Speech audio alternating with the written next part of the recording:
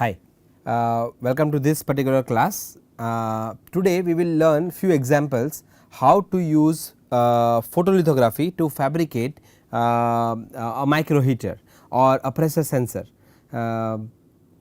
Actually and pressure sensor, because I will be teaching you both the things today, and using this understanding this particular process, you will be able to understand how we can actually design a process flow for devices that can be used for clinical research, such as microfluidic chip for rapid drug screening, right, or it can be a chip for understanding immunotherapy, or it can be a chip to understand antibiotic resistance, or it can be a device that can measure the electrical, thermal and mechanical property of a tissue, right, or it can be a grossing device. So, a lot of examples, but the core lies with microtechnology and the core lies with photolithography. Right now, again in lithography there are X-ray lithography, E-beam lithography, but we are not going into that particular aspect. The idea of this particular course is to understand how we can use a basic knowledge of microengineering and apply it for designing different devices, novel devices for clinical from clinical perspective. Right. So, yesterday or I think in the last lecture what we have learned is how to use positive photoresist, negative photoresist, bright field mask and dark field mask, and what happens when we use positive photoresist, what happens when we use negative photoresist, right. Just to recall, when we use positive photoresist and we expose the wafer, then expose the wafer using UV light, then the area which are not exposed, the area which are not exposed in positive photoresist, okay, that becomes stronger. In the case of negative photoresist, the area which are not exposed becomes weaker, right, and we have seen an example. Today let us see how we can design a micro heater, alright, a micro heater. So, I will show you a micro heater which is right now in my hand. If you can see, this is a micro heater, right, and yeah. So, this is what we can look at the micro heater. Just to help you out, if I put it next to my shirt, or let us say like this, it is better, you see now, yeah. So, these are the coils, right, here are the coils of the micro heater, here are two contact pads, here are two contact pads, okay. So, if you see this, yeah. So, here is a coil of a micro heater and here there are two contact pads. So, how can we fabricate this particular micro heater? This is a glass wafer, but you can take example of oxidized silicon wafer as well. So, let us see.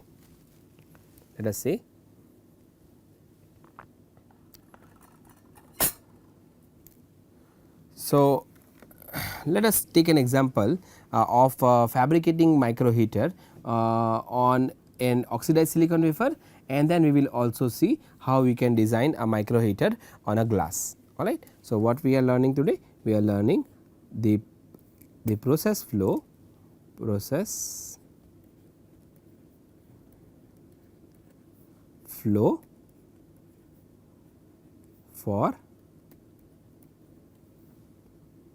fabricating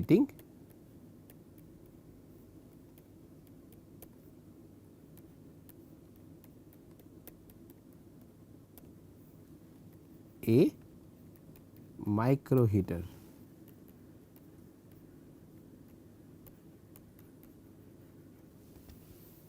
Process flow for fabricating a micro heater. So, what is this process flow? And then a micro heater. Okay. So, let us use silicon as a starting wafer, or you can say silicon as a substrate. This is silicon. If you want to be extremely precise, you can draw like this. Silicon is 4-inch diameter, about 500 microns thick.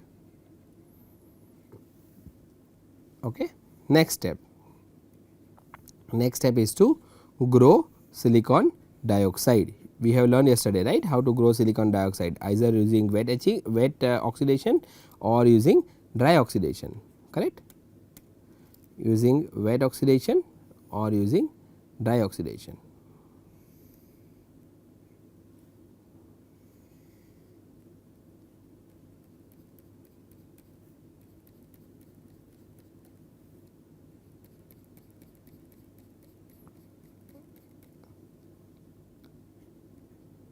This is SiO2, silicon, SiO2, let us say we have grown 1 micron, and this is using thermal oxidation, Okay.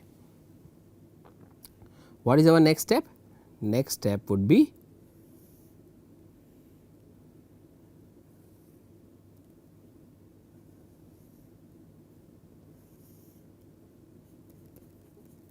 to deposit material for micro heater, right. So, what is that material? We can use nickel, we can use nichrome, right, we can use platinum, we can use polysilicon, lot of materials are available for us to fabricate our micro heater. All right. How we have deposited nichrome? Either using thermal evaporation or using E-beam evaporation, right, or sputtering. Yesterday or day before yesterday, whenever we have taken a last lecture, what we have learned, what are physical vapor deposition techniques, right, and in physical vapor deposition techniques we have learned thermal evaporation,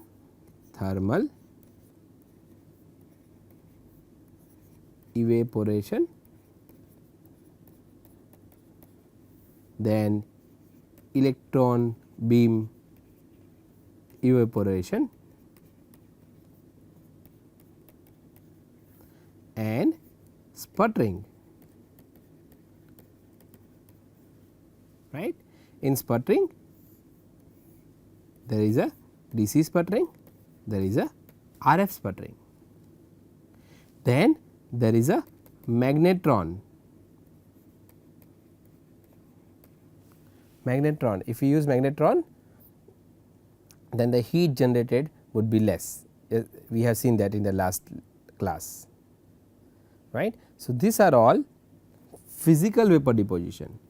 These all techniques are physical vapor deposition, PVD, right.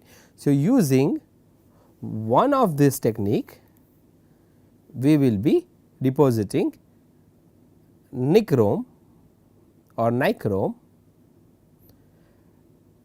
on oxidized silicon substrate, right, oxidized silicon substrate. Okay, good. Now what? Now we have to pattern, this wafer, right, this wafer we have to pattern. Why? Because what we want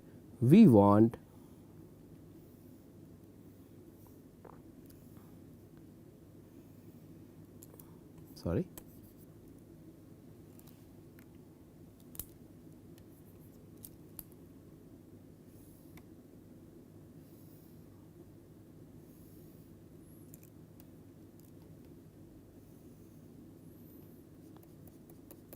we want to have our micro heater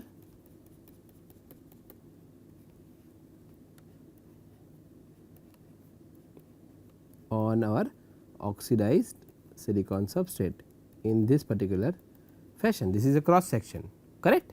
This is what we want. So, after this thing, so let us say step number 1, this is step 2, step 3, step 4 would be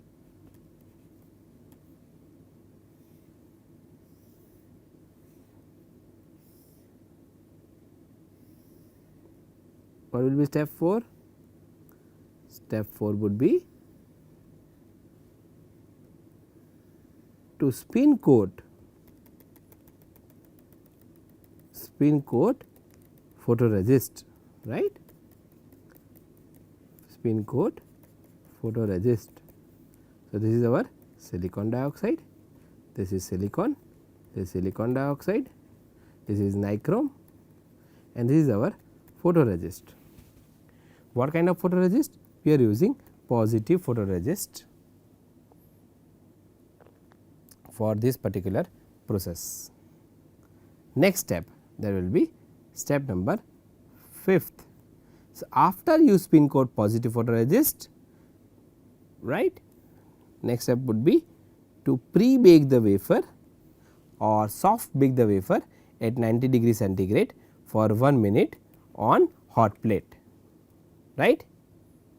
Now, you will ask that in lithography we learn that we have to coat a primer before we coat photoresist, correct. So, that is one way of doing it. We may not use primer and in that case also we can use the process that I am showing you right over here. Okay. So, not always we have to use primer. Of course, we have primer HMDS, you use it and it will help to have a better sticking of a photoresist, you can say better adhesion of photoresist.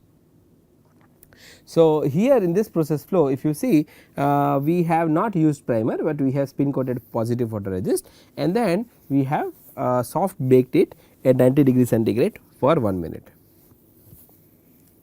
So, our next step would be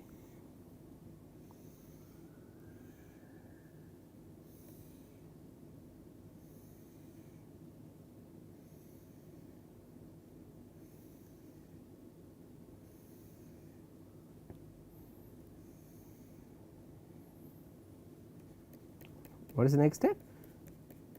We have to expose the wafer, correct, but for exposing the wafer we have to first load the mask, we have to first load mask, load and align the mask. So, this will be our mask.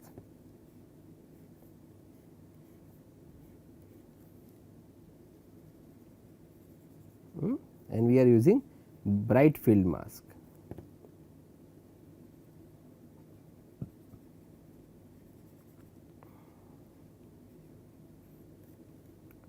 Now, we have used positive photoresist and we have used bright field mask. What will happen in this case?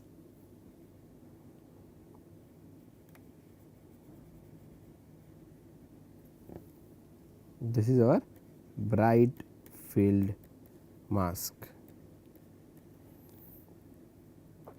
This is photoresist, this is nichrome, this is silicon dioxide, this is silicon, this is silicon dioxide and then we are exposing our wafer using UV light. So, that will be 5th and 6th, process number 5th and process number 6, right. So, we are using what kind of photoresist? We are using positive photoresist. So, if we are using positive photoresist and if we have exposed the wafer, what we are expecting? The area which is not exposed, the area which is not exposed will get stronger, right. The area which is not exposed will get stronger. So, next step would be step number 7, we will develop the wafer. So, develop the wafer means developing photoresist. Developing photoresist. So,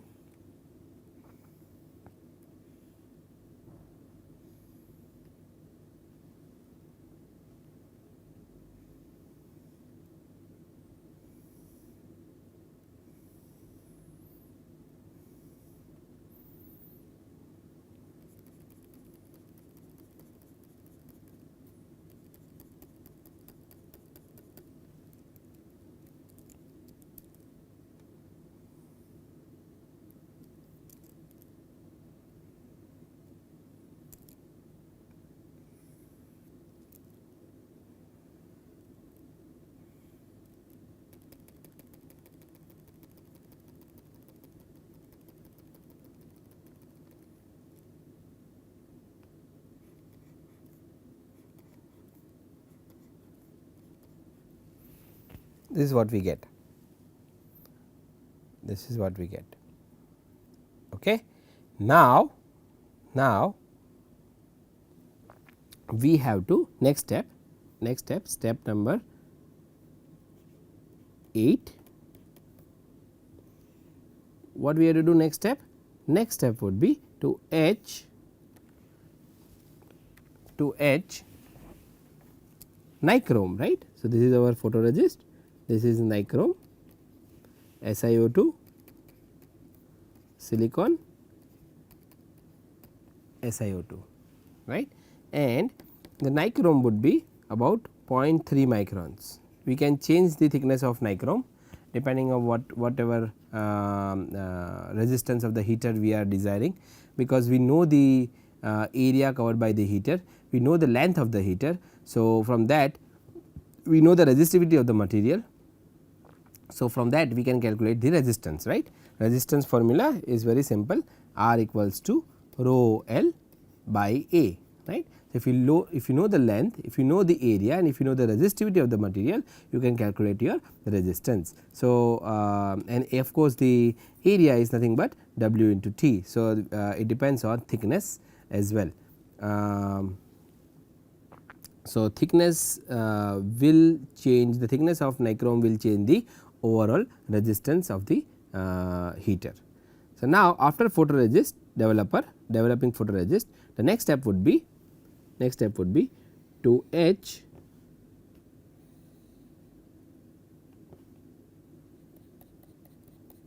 nichrome by dipping the wafer in nichrome etchant, right, by dipping the wafer in nichrome etchant.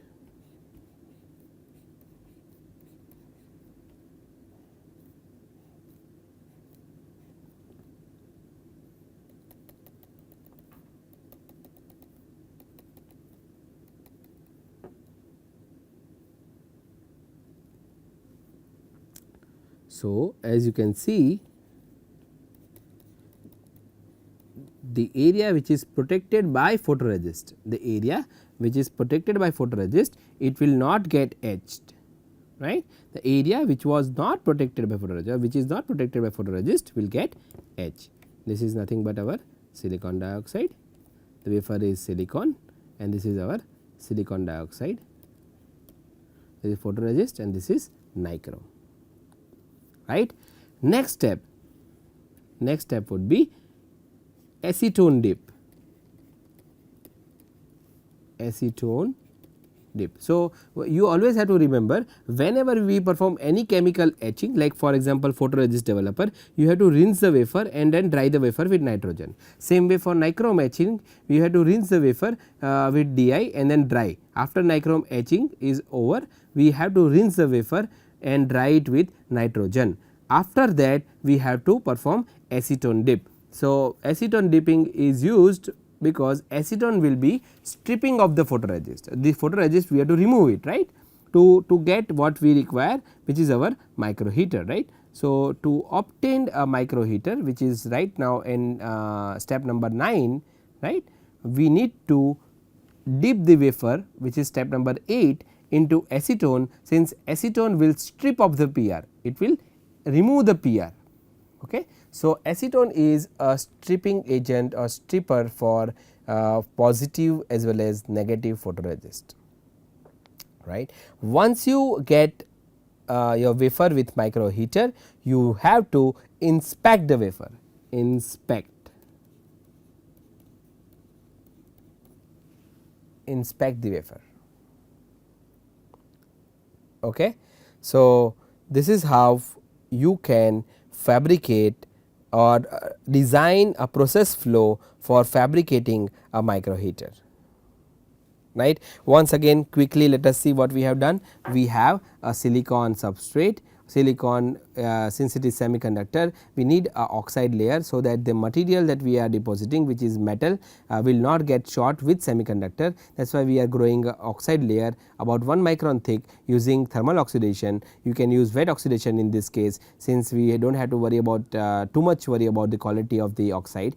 After this, you can deposit material which is nichrome, that is used for fabricating micro heater. After nichrome, we have spin coated positive photoresist, and we have performed soft baking at 90 degree centigrade. After that, we have exposed the wafer by loading the mask, right, with UV light, and then before developing, of course, there is a step which is your hard bake, which is performed at 120 degree centigrade for 1 minute, right. So, after expose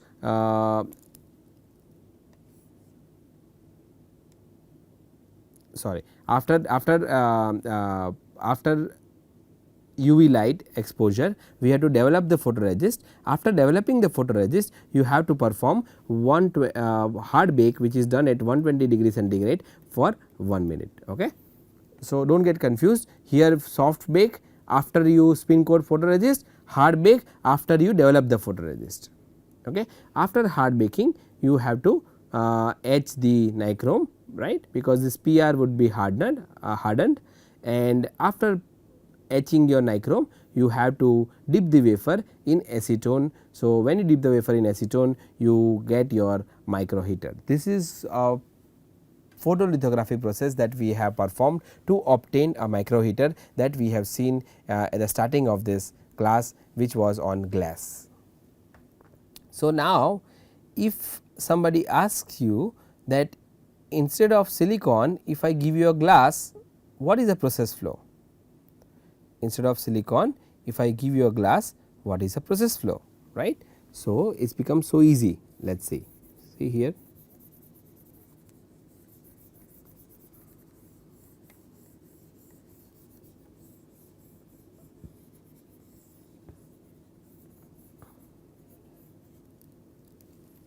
This becomes glass, right. On glass, so just let me put glass like this. So, on glass, I can directly deposit nichrome, correct. I can directly deposit nichrome.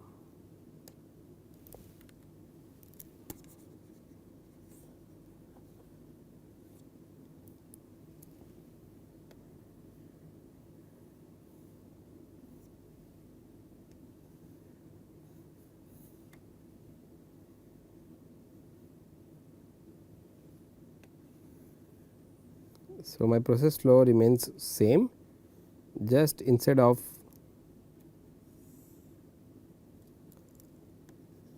silicon dioxide and silicon, I have to write glass, that is it, so easy, see.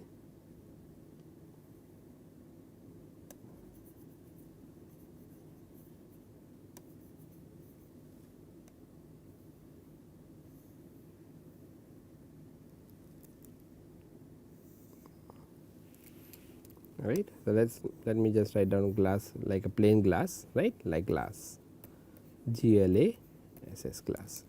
So, here just a number of process would be one step less. So, this will be the first step, this will be second step, right, glass, then you have nichrome deposited on glass using PVD, then you coat positive photoresist on glass, then you perform soft bake at 90 degree centigrade for 1 minute on hot plate, then you load the mask,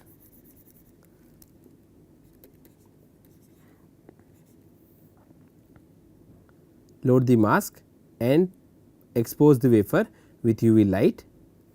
Next step would be develop photoresist, next step would be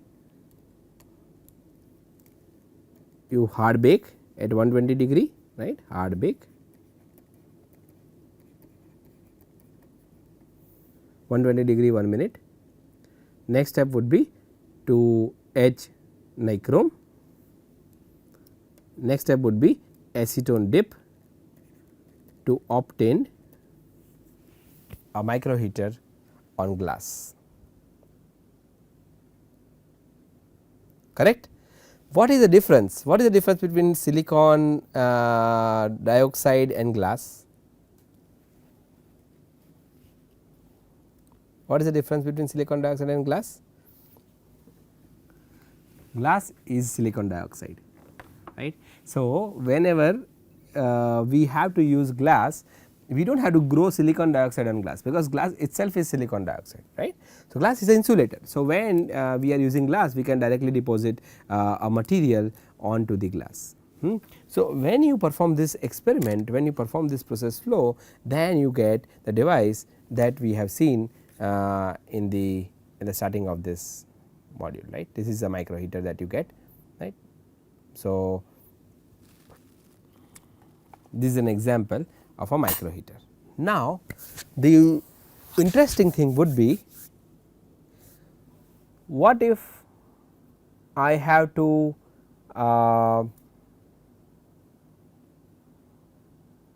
design an interdigitated electrode on micro heater? What I mean by this, right. So, I have a substrate which is my glass, right, and let us say this is a glass. On this glass I have a heater. Okay. So, I will take an example of the mobile heater. On this heater I want to have another material which are my interdigitated electrodes, right. So, let us say this is interdigitated electrode. Now, can I deposit or can I fabricate interdigitated electrodes over the glass in this fashion? No, right, because interdigital electrodes will get shorted with my heater, So, what I need? I need an insulating material on the heater on which I can deposit my interdigitated electrodes. So, that will be 3 mask process. Now, you will say, Hardik, how it is 3 mask process? We started with a micro heater and we need an insulator and we need interdigitated electrodes. Why it is 3 mask process? So, we will see why it is 3 mask process and how we can use the another dark field mask in that particular case. Okay. So, let us see if we want to have interdigitated electrodes over the micro heater with insulating layer in between. So, let us see on the screen if that is the case, what we require. I will draw it here, what we require. This is what we require as a final device.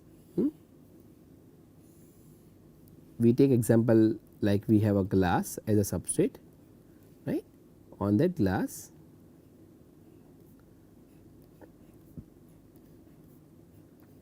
we have micro heater,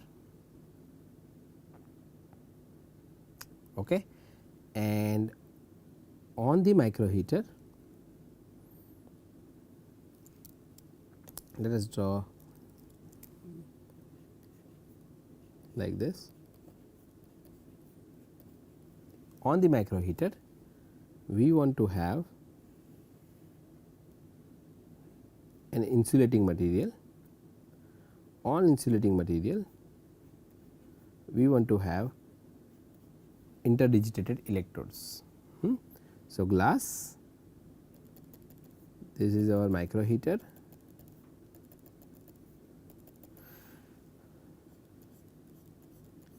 this is our insulating layer, on that we have interdigitated electrodes.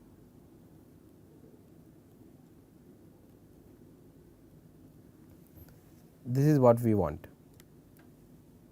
How can we get this? How can we get this? So, we know how to fabricate a micro heater. So, I am not going to discuss the process flow once again for micro heater. We already have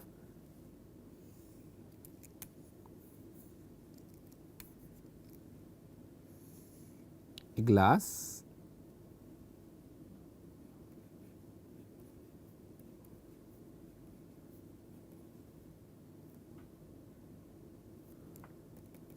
with micro heater, right. That is our first step.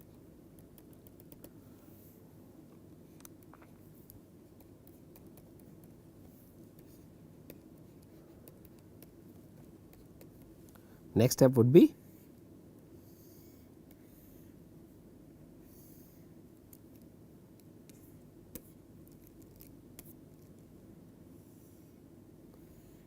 to grow insulating material, right, to grow insulator on this micro heater. So, we can grow or deposit insulating material on this micro heater.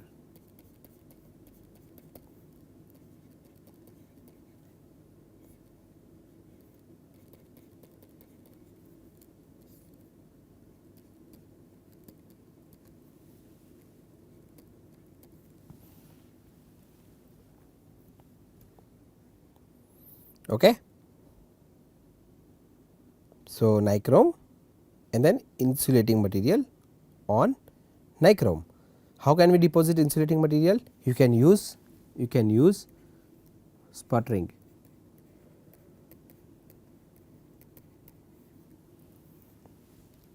Okay. There is another process also called PECVD. We will see in one of the class. Plasma enhanced chemical vapor deposition. So, until now what we were looking at? We were looking at physical vapor deposition techniques, right. There are chemical vapor deposition techniques, and in chemical vapor deposition techniques, there is LPCVD, ALD, PECVD. LPCVD stands for low pressure chemical vapor deposition, low pressure chemical vapor deposition. ALD stands for atomic layer deposition. Atoms by atoms the layer is formed. Next would be plasma enhanced chemical vapor deposition, PECVD, right. 3 different techniques that we will be looking in this particular course, right. So, to give you a quick example of LPCVD, we learned this wet oxidation, right, yesterday or in the last class. Wet oxidation. Wet oxidation is one of the technique that we are using LPCVD for. Wet oxidation uses LPCVD. Okay. In PECVD, so in LPCVD what was the case? LPCVD, if you remember, the oxide that is grown like wet oxidation, wet or dry oxidation, the temperature was 900 degree centigrade to 1100 degree centigrade, correct. 900 degree centigrade to 1100 degree centigrade. So, if I use this technique, then my nichrome will get melt, right, because the this is extremely high temperature, or so that is why we cannot use wet or dry oxidation technique to grow silicon dioxide on nichrome. So, what is alternative? Alternative is either you go for PVD, which is your sputtering, or you go for plasma enhanced chemical vapor deposition. Since the plasma enhanced chemical vapor deposition, the silicon dioxide can be grown from 100 degree centigrade to 400 degree centigrade. As low as 100 degree centigrade you can grow silicon dioxide. Thus, you are sure that the micro heater or the heater on the substrate would not get melt when we are using PECVD. That is the beauty of chemical vapor deposition, and that is why we can go for plasma enhanced chemical vapor deposition. You have two options, either sputtering or PECVD. Now, once you deposit silicon dioxide, then what will happen? So, you have to understand that whenever you fabricate a heater, right, let us say I will show you a mask, right, you can see very clearly from there also. So, you have this heater and you have these contact pads, correct, you have the contact pads. Now, if I put insulating layer everywhere, then initially let us say I can measure the resistance of heater and it is about 120 ohms. Now, I am depositing insulating layer all on every on the heater, on let us say this is a wafer, and I am depositing insulating layer on this wafer. Now, if I want to measure resistance of the heater, can I measure resistance? No, because there is a insulating layer on these contact pads, right. So, I cannot measure the resistance of the heater since I have a insulating layer on this contact pad. So, what I have to do? I have to remove insulating layer only from these contact pads, right. My idea is that I should have a heater on the substrate on which there is an insulating layer, on which there are interdigitated electrodes. But if I do not remove insulating layer from the contacts, then I cannot access my heater, then my process of fabricating heater will become useless, but I cannot use heater. So, what needs to be done to take out or open the window, right, so that I can access the contact region? You have to remove silicon dioxide. How can you remove silicon dioxide? By performing photolithography, right. So, if you see the screen, what we have? We have silicon dioxide. So, next step would be to spin coat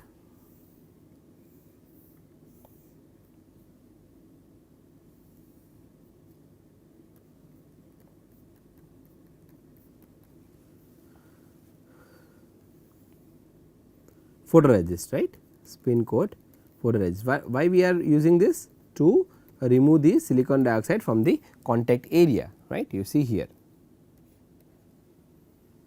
Okay. So, this is our photoresist, silicon dioxide, nichrome, glass, correct, positive photoresist.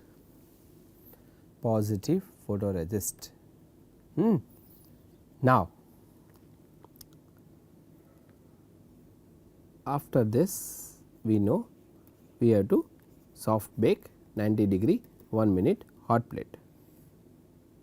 Next step,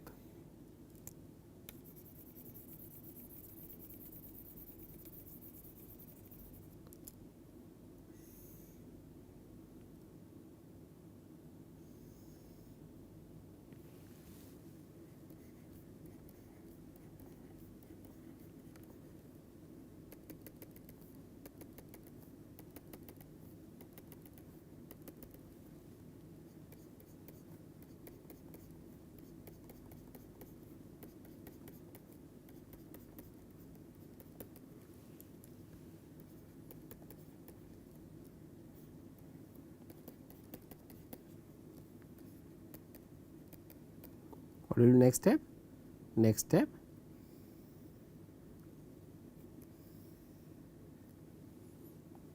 would be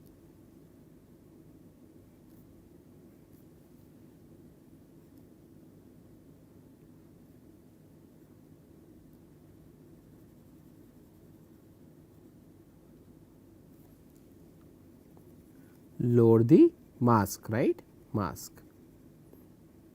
We have to protect silicon dioxide from all the area except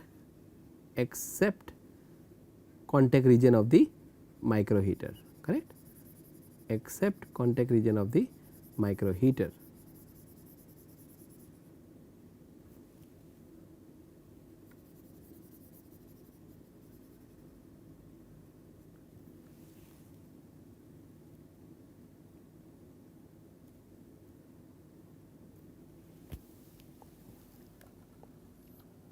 Right.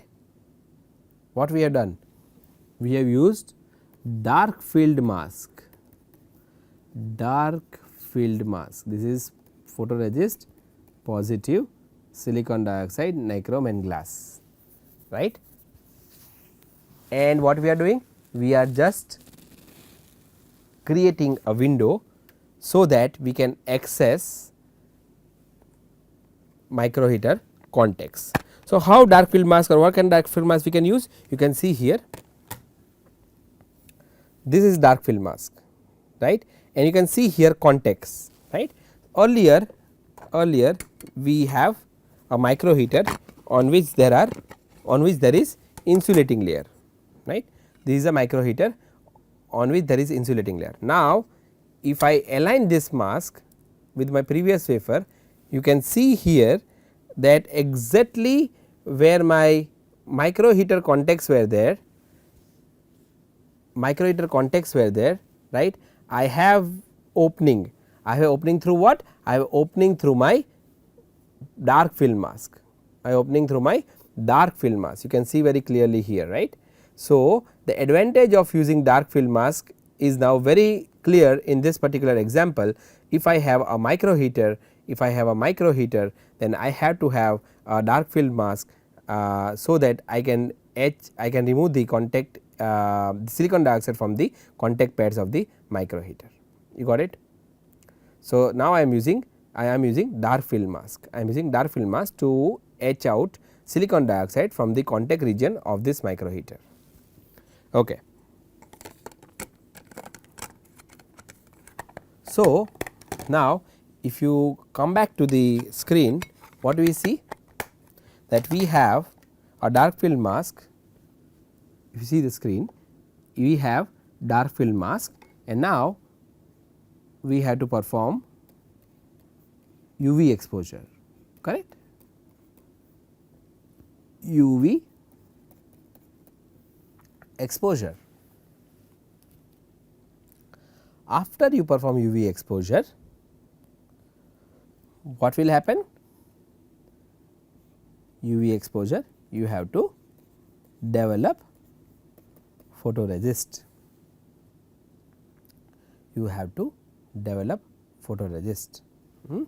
So, when you develop photoresist,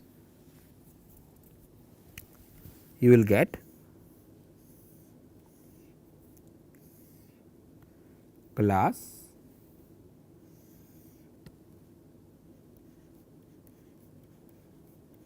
heater,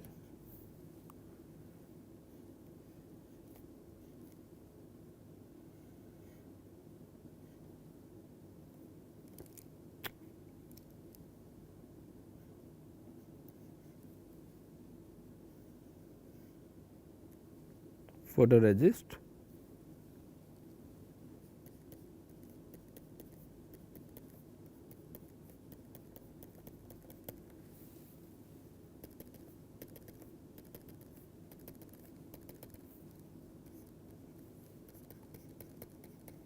nichrome, photoresist, silicon dioxide, glass, right. After you perform this development stage or developing photoresist and unload the mask, you will have this particular pattern. Now, you go for hard bake 120 degree centigrade 1 minute, and then you etch silicon dioxide,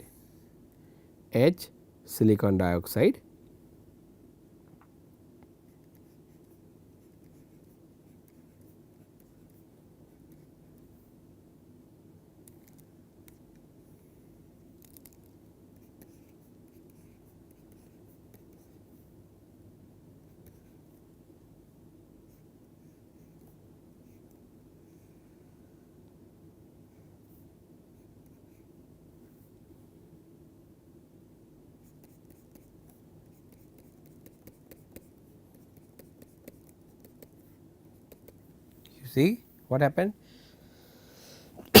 The area which was not exposed in positive photoresist, that area got stronger, and that is why the photoresist stays in that area. The area which was exposed in UV light got weaker, right, and this is dark field mask as we have seen.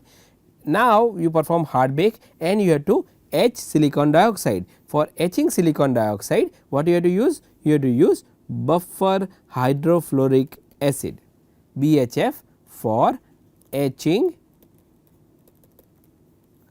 silicon dioxide. So, we have now SiO2, we have our micro heater,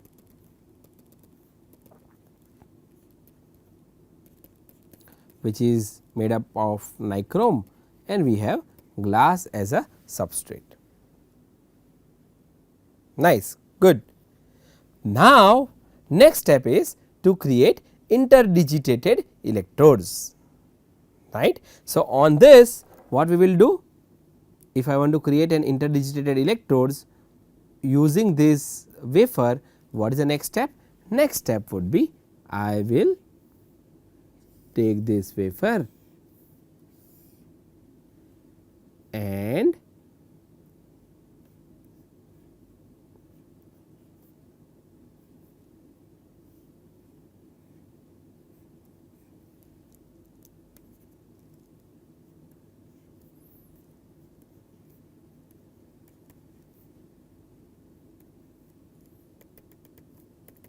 deposit.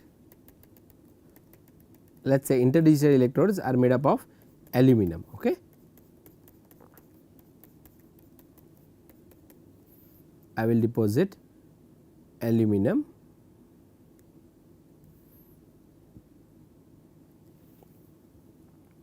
in this area. This is glass. So, how to present aluminum? Let us say aluminum is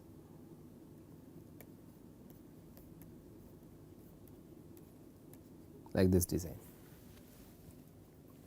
So, what I have done over this wafer. So, let us say wafer number A, I have deposited aluminum using PVD, thermal evaporation. We can use thermal evaporation to deposit aluminum onto this wafer. Okay. What is the next step? What do you think? Next step would be to spin coat photoresist, spin coat positive photoresist. What will be the next step? Next step would be soft bake at 90 degree centigrade for 1 minute, soft bake at 90 degree centigrade for 1 minute, right. After this, what should be next step? Next step would be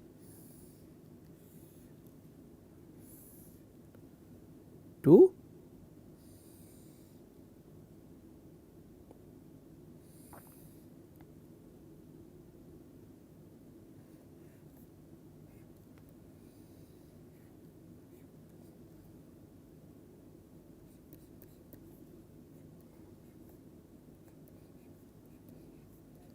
load the mask, correct, to load the mask.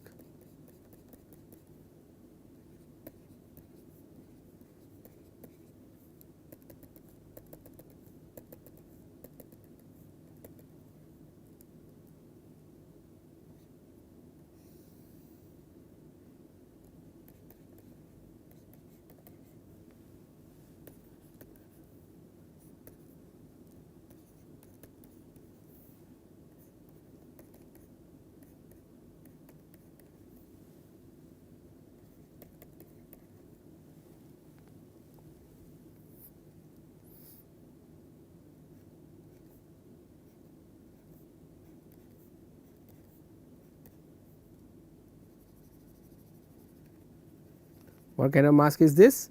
Bright field mask, right, because we want to form interdigitated electrodes,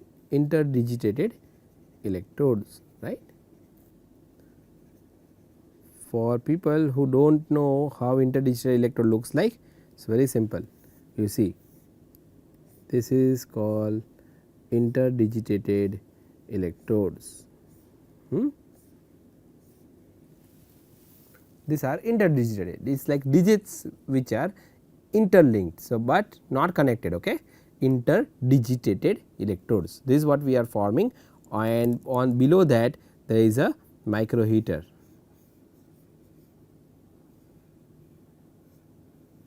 Right, and between interdigital electrodes and micro heater there is a insulating material which is our silicon dioxide. This is what we are forming. Okay?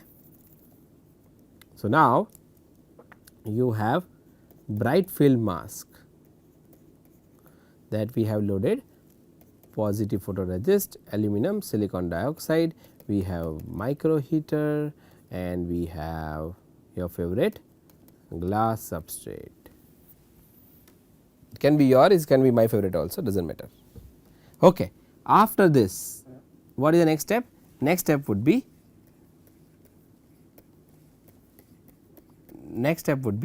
UV exposure. Next step would be UV exposure.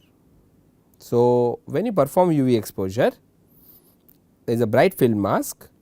What you will obtain? You will obtain a glass wafer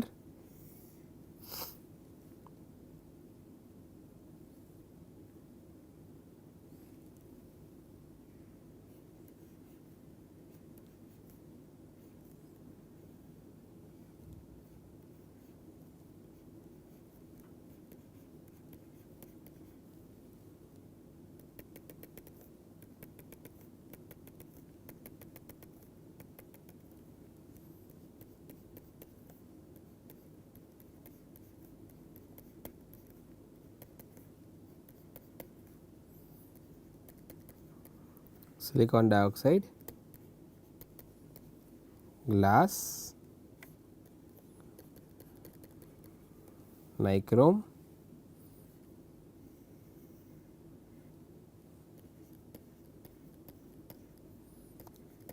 aluminum,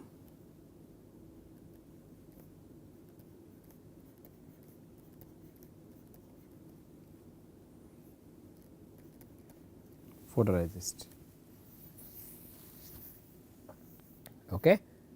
Next step, hard bake 120 degree for 1 minute on hot plate, right, hard bake for 120 at 120 degree centigrade for 1 minute on hot plate. So, what is the next, what will I obtain? I will get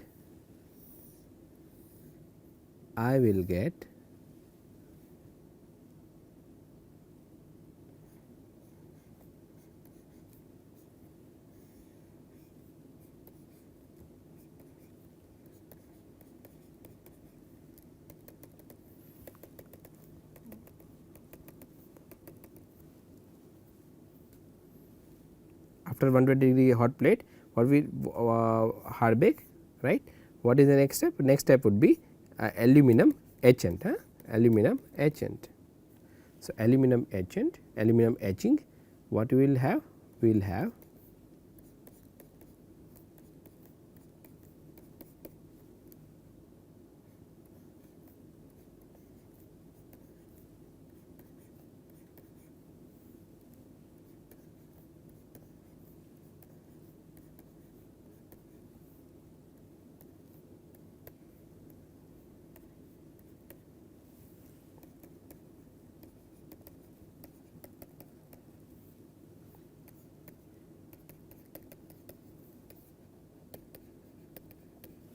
right, because the photoresist will protect the area, protect aluminum which is below it. So, photoresist will act as a mask for aluminum etching or for aluminum etchant. Next step would be acetone dip. You have to dip the wafer in acetone. When you dip the wafer in acetone, we get what we want, and what we want? We want a micro heater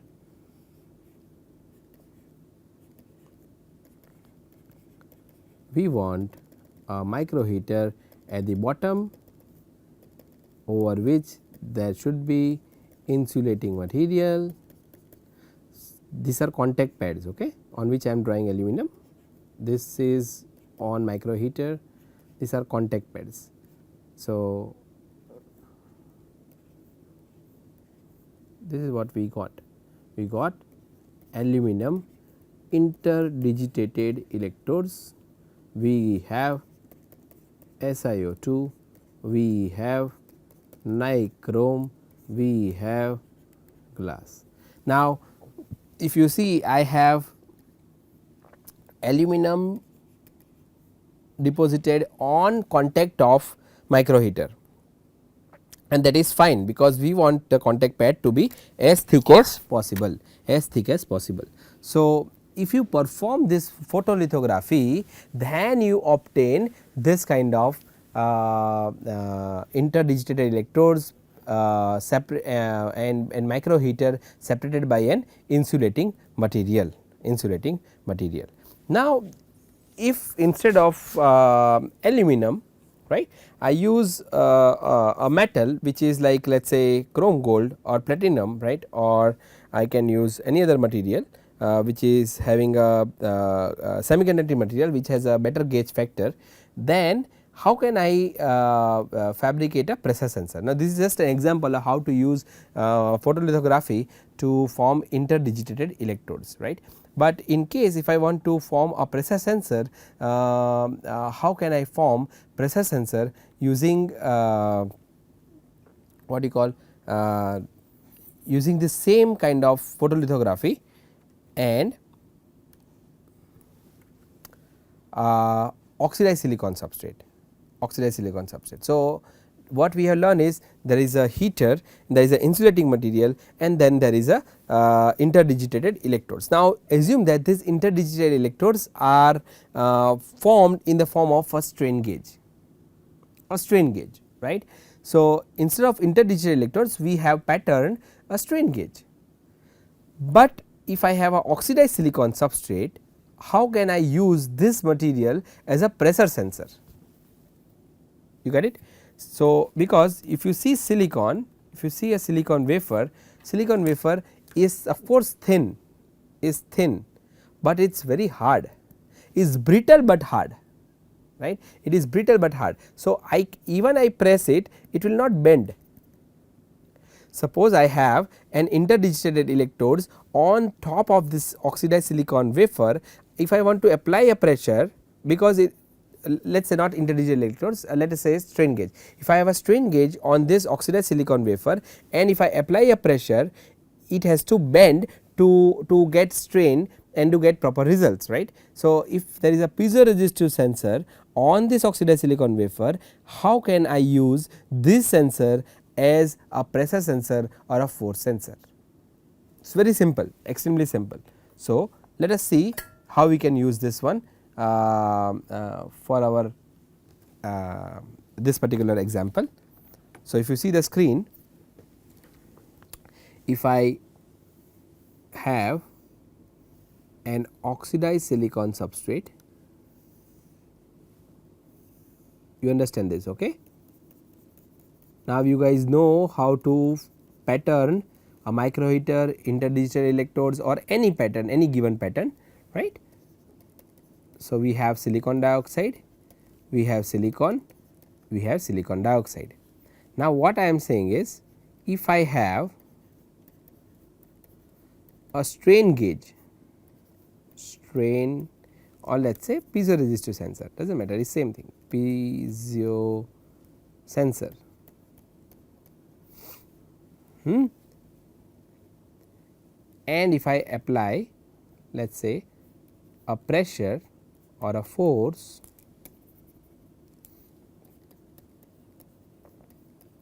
on this chip,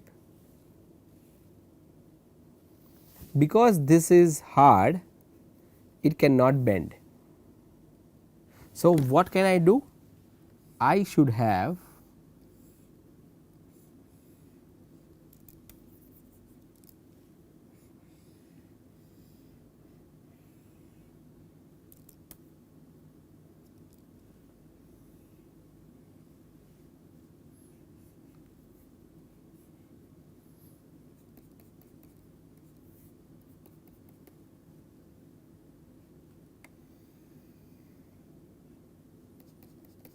a piezoresistive sensor,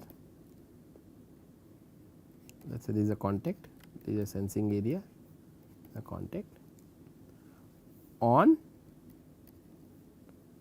diaphragm, on a diaphragm. I can create a diaphragm using photolithography, so that now when I apply a force, this will bend, this will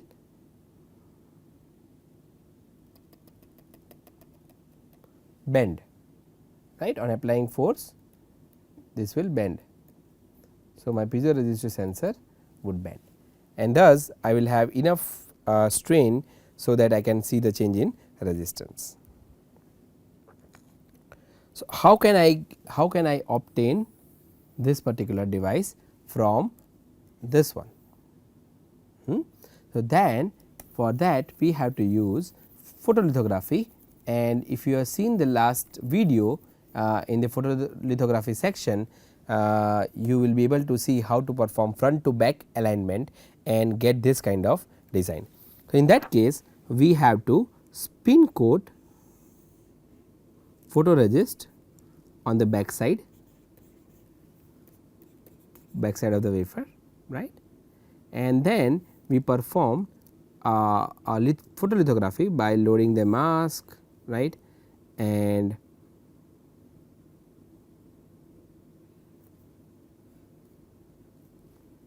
it can be a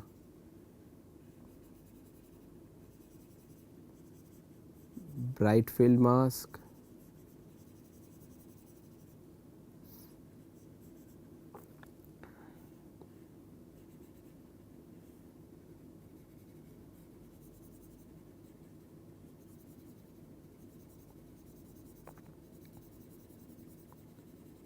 it can be a bright field mask, okay, and then UV exposure.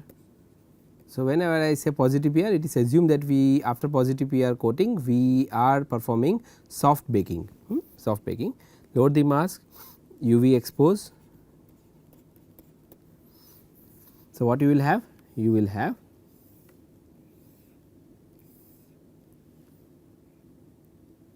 after UV exposure, when you develop the photoresist, you will have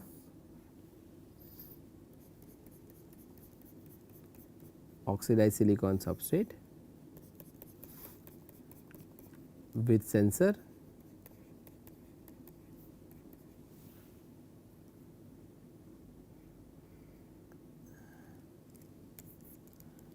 and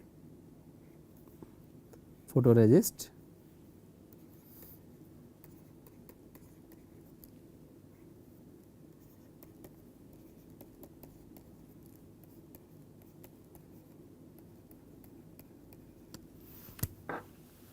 right. Then what we have to do? We have to of course perform front to back alignment, front to back alignment, right. So, that this is aligned with respect to your area which you want to have, we want to etch and create a diaphragm. After this, next step would be, so PR developer, then you will get this, then you of course performed hard bake, followed by BHF dip. BHF dip will give you what? BHF dip will give you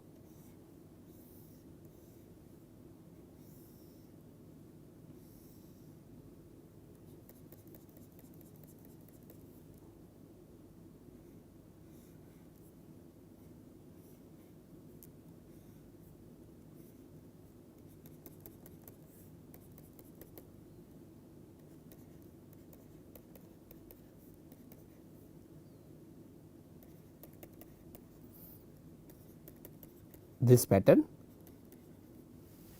right. The silicon dioxide will get etched from the area which is not protected by photoresist, from the area which is not protected by photoresist. So, what will be the next step? Next step would be to etch silicon.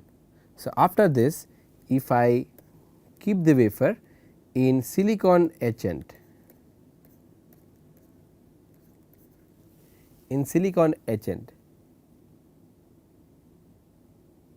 what will I have?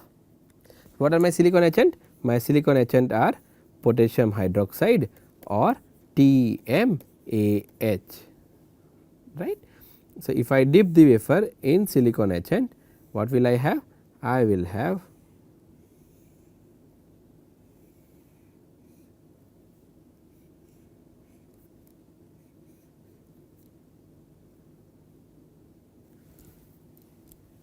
so, before we dip in the silicon wafer, we can remove the photoresist, because we do not require photoresist, right. Silicon dioxide will act as a mask in silicon etchant. So, we do not require photoresist, we can dip the wafer in the acetone dip followed by silicon etch.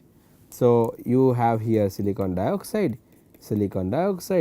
and we have silicon dioxide here as well, on which we have our sensor, right, on which you have our sensor, right. And we have to control the etching, so that it will not completely etch the wafer, right. Depending on what kind of diaphragm, how much is the thickness of diaphragm, we have to etch stop the wafer.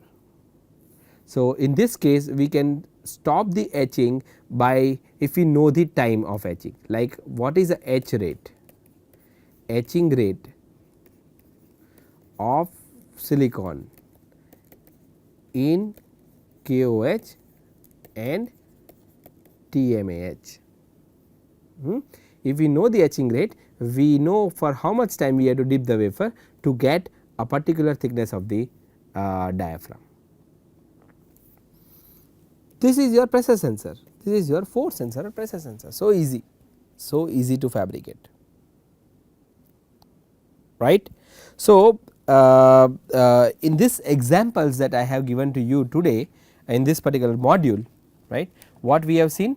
We have seen how to utilize photolithography, how to utilize your micro engineering knowledge to fabricate or to design process flow for fabricating a pressure sensor, for fabricating a micro heater, for fabricating interdigital electrodes over micro heater separated by an insulating layer, right. And in that case, if you remember, we are using 3 masks, first mask for heater, second mask to remove the contact the silicon dioxide from the contact window of the micro heater, and the third mask for interdigital electrodes, right. If you want to create a diaphragm, what techniques you can use. So, the idea is that if you understand the concept of photolithography, everything becomes very easy in fabricating the device, right. So, learn, understand, any doubts feel free to ask me in the forum, right. Like I said, I will be there to answer your questions, or the teaching assistants would be there to answer your questions, your query would be answered, right. It is extremely easy if you understand photolithography when you want to fabricate any device. So, let us see what kind of devices we will be learning, and what kind of process flow to fabricate those devices we will be learning along with the application of this device, right. The main idea is to understand how to design a device for a particular clinical application, right. So, clinical problems are extremely important, and can we solve the existing burning problems in clinical settings. So, I will see you in the next class. Till then, you take care. Bye.